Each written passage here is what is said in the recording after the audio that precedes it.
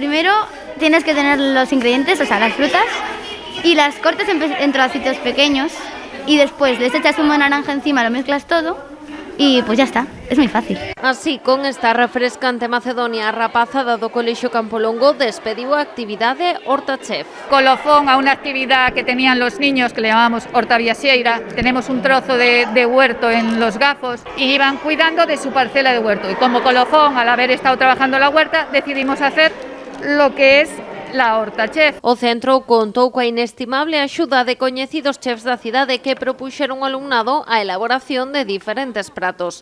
Hoxe remataron con esta receita de Macedonia, dirixidos nin máis nin menos que por un estrela Michelin, Iñaki Bretal. A iniciativa de darlle aos rapaces a posibilidade de que toquen alimentos que sanos, que fagan cousas e salen todos contentos, de que ao final é unha Macedonia, algo moi sencilliño, pero que eles, ao facelo eles, como que salieron todos encantados, e como que se animan, e bueno, se conseguimos que ao chegar a casa, pois lle digan aos pais, mira, vamos a preparar outra Macedonia que me encantou e quero comer Macedonia, pois sería perfecto, xa. Toda unha aventura para a cativada que aproveitou para pasalo ben e tamén para aprender algún que outro truco. Se echaba todo en un bol y se removía y también le echamos un poco de zumo de naranja y menta.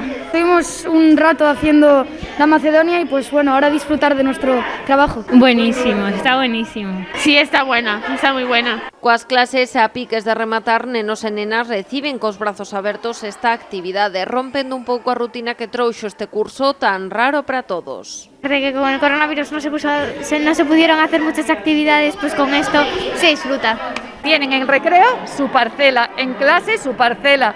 Si van al baño, toman nota de quién va al baño. Vamos, se han portado de matrícula de honor todos los niños. Os cociñeiros levaron como agasallo da AMPA estes garfos xigantes totalmente personalizados. O alumnado, mentres tanto, encheu bandullos e friameiras grazas a unha proposta na que aprenderon e se divertiron a partes iguais.